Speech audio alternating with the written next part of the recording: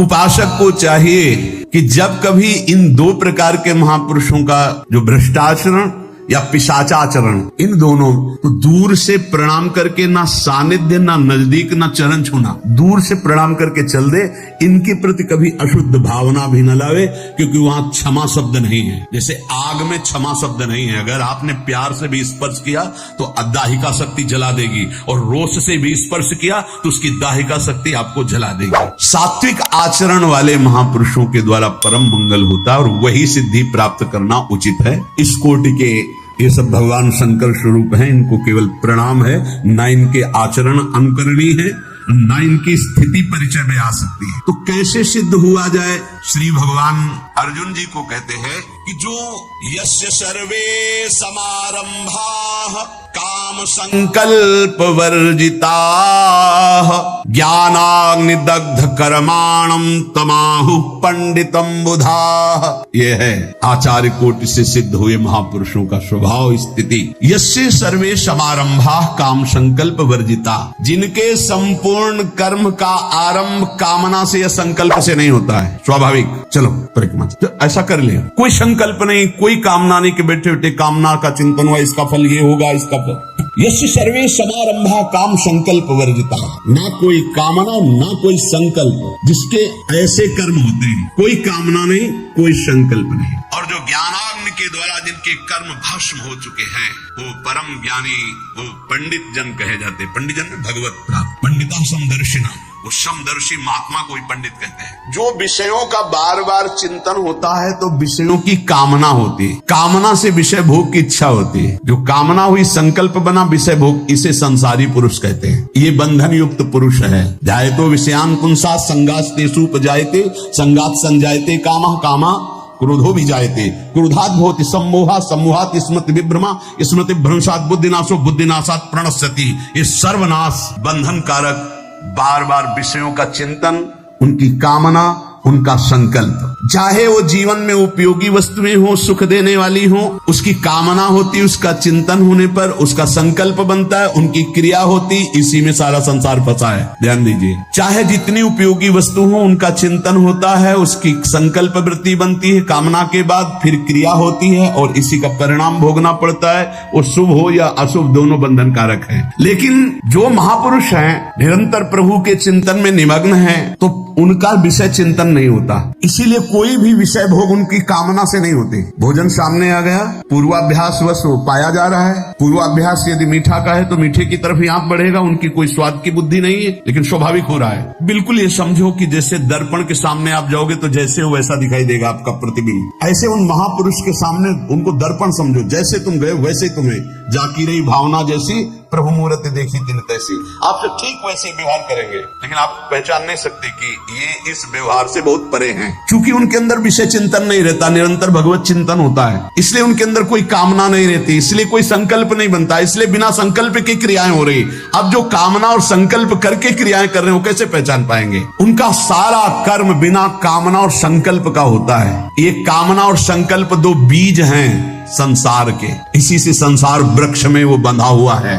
यद्यपि नहीं बंधा फिर भी बंधा है। कामना और संकल्प दो बात, इसी से कर्म होते हैं, इसी से उसको फल भोगना होता है। दो बातें, और ये दो बातें ज्ञान में या भक्ति में भस्म हो जाती है, कामना और संकल्प। तो बीज ही नहीं पड़ता कर्म का, वो कर्म अकर्म हो जाता है, वो बाध नहीं पाता है। कामना और संकल्प रहित, कामना और संकल्प, ये खूब भजन करो, उसी से जाएंगे। या सुंदर विवेक हो गया तो देह भाव रहित चिंतन है तो कामना नहीं, देह भाव रहित चिंतन है तो संकल्प नहीं। क्रियाएं होंगी, क्रियाएं जैसे ढलान में इंजन बंद कर दो, गाड़ी फ्री छोड़ दो, वो चलने लगेगी ना। ऐसे सिद्ध महापुरुष का जीवन चलता है। इंजन बंद है, संकल्प नहीं है, कोई कामना नहीं है, पर आपको क्रियाएं होती दिखाई दे रही है। वो संकल्प रहित महापुरुष, समझ पाओ तो जैसे ढलान में गाड़ी का इंजन बंद है, बिल्कुल पेट्रोल खर्चा नहीं हो रहा पर गाड़ी चल रही है, ऐसे सिद्ध महापुरुष का जीवन चल रहा है। कोई संकल्प नहीं, कोई कामना नहीं।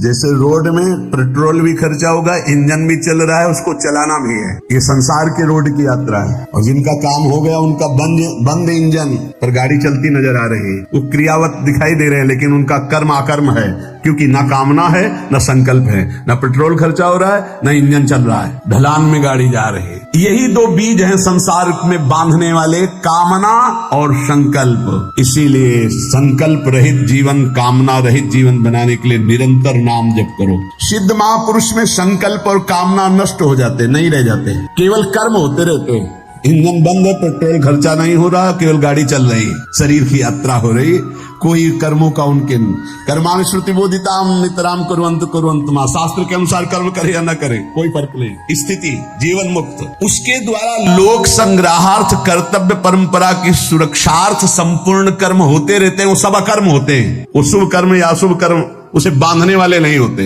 ये स्थिति प्राप्त करने के लिए मानव जन्म मिला। बिना कर्म किए कोई एक क्षण भी नहीं रह सकता। कामना और संकल्प रहित कर्म उसे बांधते नहीं, सब कामना और संकल्प से कर्म कर रहे हैं, इसीलिए सब बंधे हुए हैं। समारंभा कह रहे कि ना कामना हो और ना कर्म करने की इच्छा हो, एक ये स्थिति होती है। ना कोई कामना है और ना कोई कर्म करने की इच्छा है, ये ज्यादा ठीक नहीं है। वो जैसे मोटर गैरेज में खड़ी है, ना इंजन चल रहा ना पहिया चल रहा है, नहीं, मोटर का प्रयोग चलने पे है, खड़ी है तो बात तो नहीं। ना कामना है ना कर्म है, ठीक नहीं। दूसरा है कामना होती पर कर्म नहीं होती।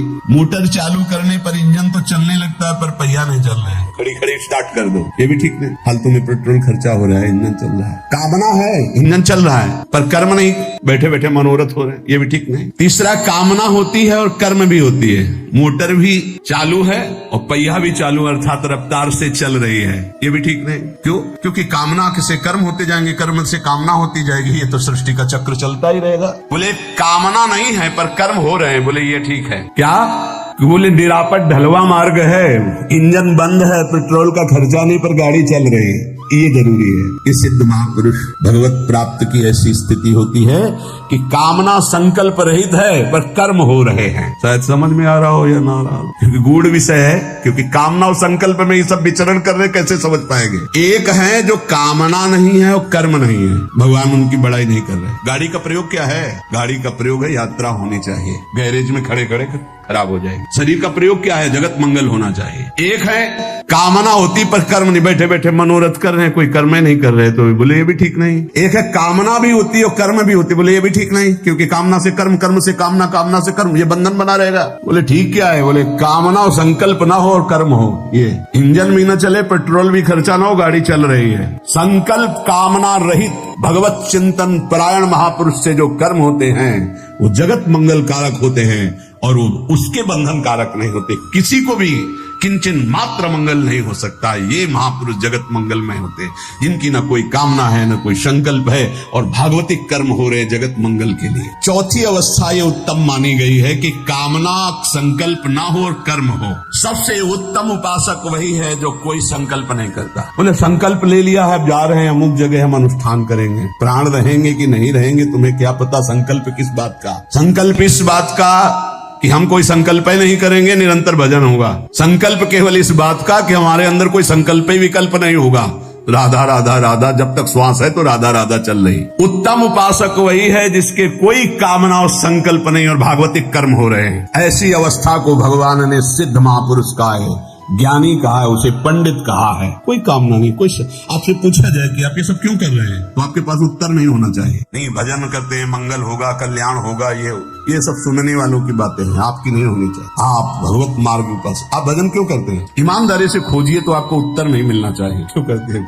नहीं, आप सेवा क्या चाहते हैं इससे? अगर पूछे कि वास्तविक क्या चाहते हैं, तो यही चाहते हैं, यही सेवा हो। नहीं, इसका फल क्या है? यही सेवा होती है। भजन का फल क्या है? यही भजन होता रहे। आपके जीवन का फल क्या है? जीवन ऐसे ही व्यतीत हो, श्री धाम वृंदावन में प्रिया जी का यश गाते। नहीं, इसका फल क्या है? यही फल है, और कोई कामना नहीं, कोई संकल्प नहीं। समारंभा, महापुरुषों के द्वारा ऐसे कर्म होते हैं सुचारू रूप से सांगोपांग सबका मंगल करने वाले, कोई संकल्प नहीं, कोई कामना नहीं। सर्वे, उसके द्वारा सब के सब कर्म संकल्प और कामना रहित होते हैं, इसलिए कोई नहीं जान। इसे आपसे बार बार आप ऐसा कर, आप ऐसा, उनको लगता कुछ तो है मेरे में, कुछ तो है ऐसा, इतना प्यार क्यों, इतना क्यों हमारे को बार बार याद किया जा रहा है बार बार। कुछ तो है, हाँ है, तुम्हारे ऊपर हरिजू की कृपा हुई है, इसलिए है कि तुम्हारा मंगल हो जाए। अब तुम भ्रमित मत हो जाओ, किसी संकल्प विकल्प के कार्यों में उलझ मत जाओ। तुम्हारा ये जन्म श्री जी को मिल जाए, बस हरिजू की कृपा है तुम पर, इसलिए बार बार। और जिस दिन कृपा का शब्द हट जाए तो उस दिन तुम पहचानने में आने लायक भी नहीं हो। आप देख लो,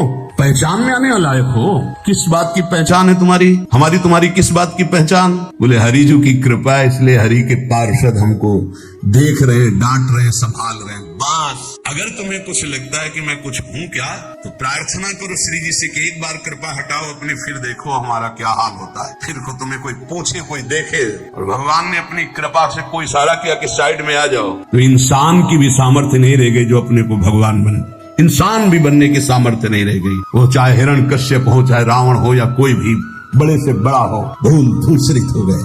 इसलिए होश में यदि संतों की कृपा हो रही है तो उसको ये मत समझो कि तुम कुछ हो, तुम रूपवान हो, गुणवान हो, धनवान हो, कुलवान हो, बुद्धिमान हो, या कुछ भी, कुछ नहीं हो तुम। सिर्फ तुम्हारे ऊपर हरि की कृपा है, इसलिए वो तुम्हें संभाल रहे हैं। बस तुम नहीं जान पाओगे, जैसे माँ अपने बच्चे को संभालती है, ऐसे संत जन देख लेते हैं कि हरि ने जब घसीटा है तो मेरे हरि का घसीटा हुआ माया ना घसीट पावे।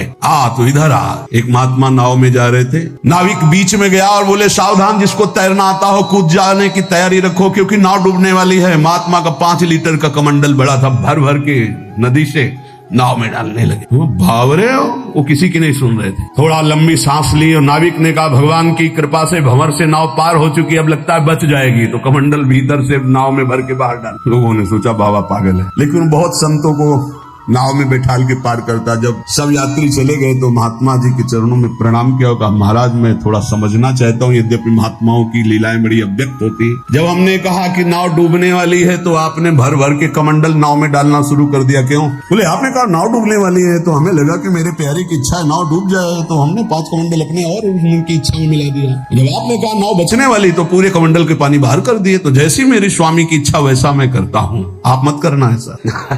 हाँ भैया, कोई नाव डूब रही है तो 10 कमंडल हमारी तरफ से भी उसमें पिटाई कर देंगे लोग। हाथ की ऐसी श्रद्धाले ऐसे संत जन देखते हैं कि ये निकला संसार से किसी भी तरह से सही, तो मेरे स्वामी की इच्छा है कि निकल जाए, घसीटते हैं। और जब पता चला कि कीन हो इसका बहु अभिमाना, इसका मतलब है कि स्वामी इसको कुछ पिटवाना चाहते हैं माया से, वैसे हो जाते। देख लो, जब थप्पड़ खाना फिर पुकारना, फिर तुम्हारी तरफ देख लो। तो जब किसी संत का कृपा अनुग्रह होता है तो पीछे पड़ जाते हो। ए भाई, ऐसे तुम्हारे साथ हंस रहे, तुम्हारे साथ खेल रहे हो, अंदर आग लगी हुई है, तुम उसको नहीं जानता। अंदर आग लगी हुई है, अंदर से वो विरहाग्नि में जल रहा है या प्रेमाग्नि में जल रहा है, और बाहर से मुस्कुरा के तुमसे बात कर रहे हैं, तुम समझ नहीं पा रहे। निकलो, सर्वे उसके द्वारा सब की सब चेष्टाएं किसी कामना या संकल्प से नहीं होती, केवल जगत मंगल। केवल इस उपासक का चित्त चुरा कर अपहरण कर पियाजू के चरणों में डाल दे, इसका चित्त कहीं जा ना पावे। हंसना, बात करना, दुलार करना, उसको लगता है मेरे में कुछ तो है जो मेरे को देखकर, नहीं, तुम्हारे चित्त को चुराने के लिए से चित्त चुराया और श्री जी तक साइड में हो गए, सामने श्री जी, क्योंकि हमको श्री जी तक पहुंचाना है। आपके चित्त की भेंट आप नहीं पहुंचा सकते, हमारी केवल ड्यूटी है, हमारी केवल सेवा है आपके चित्त को पकड़ना, और श्री जी के हम पोस्टमैन हैं, और श्री जी की बात आप तक निज मंत्र, शरणागत, प्रेम, रोज सत्संग। चलो, हमारा लक्ष्य है कि हमारी तरफ देखो सो हम हटे, और श्री जी पीछे देखो घूम। उनके लिए हम तुम्हें तैयार कर रहे हैं, हम उनके लिए पकड़ पाए। और जिन जिन उपासकों को ऐसा, वो देखो उनकी चित्तवृत्ति कहाँ है। हमारा मुस्कुराना, हमारा हंसना, हमारा बोलना, हमारी एक एक चेष्टा, आज तुम्हें अंतर की बात कह रहे हैं, हृदय से यही चाह है कि ये उपासक एकमात्र श्री जी का अनन्य बन जाए, इसे कोई भ्रष्ट न कर पावे, इसे कोई माया का पार्षद डगमगा न दे इस मार्ग से। बस सारी चेष्टा एकमात्र केवल अपनी प्रियाजू के लिए, किंचन मात्र उसका ना कोई स्वार्थ, ना कोई कामना, ना कोई संकल्प। अब वो धीरे धीरे धीरे अंतर आए, अब एकदम साइड। अब स्थिति क्या है? श्री जी और आप, श्री जी और आप। क्यों? ये बीच में जो आपको ढांचा दिखाई दे रहा है नासवान है, आज बोल रहा है कल नहीं बोलेगा, आज सामने बैठा है कल नहीं बैठा रहेगा। एक व्यक्तित्व है, ये ब्रह्म नहीं है। जो ब्रह्म है उससे संबंध कराने के लिए है।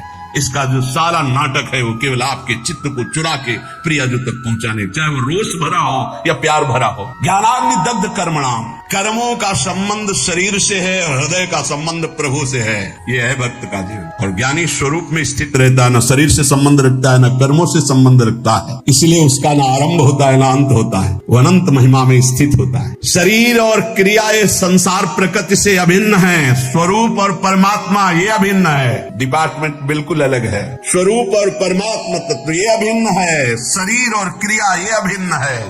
तो न शरीर से मतलब है, न क्रिया से मतलब है उस ज्ञानी महापुरुष को। और भक्त शरीर और क्रियाएं सब प्रभु को समर्पित कर चुका है, इसलिए कोई कामना नहीं, कोई संकल्प नहीं। तमाहु पंडितम बुधाः, जो कामना संकल्प का त्याग करके जगत मंगल के लिए कर्म होते रहते हैं, भगवान कह रहे तमाहु पंडितम बुधाः, वो परम ज्ञानी है। कर्मों का त्यागी तो लगेगा कर्मों का त्यागी है, लेकिन कर्म करता हुआ कर्म फल और कर्म संकल्प का त्यागी, ये सबसे बड़ा महापुरुष है। ये भगवान है। भगवान को कुछ प्राप्त करना है क्या, फिर भी कर्म में लगते हैं ना। पूरे जीवन चरित्र को पढ़ करके देखिए, ऐसे ही भगवत प्राप्त महापुरुष होते हैं। बाहर से कर्म त्याग करने की महिमा नहीं है, कामना और कर्म फल त्याग करके कर्म करने की महिमा है। अच्छे से समझ लो, कायर बन करके बैठने की महिमा नहीं है। संकल्प और फल के त्याग का, ममता और आसक्ति के त्याग का फल। कर्म कर रहे हैं, कोई ममता नहीं, कोई आसक्ति नहीं, कोई फलाकांक्षा नहीं, शास्त्र सम्मत कर्म हो रहा है, उससे जगत मंगल होता है।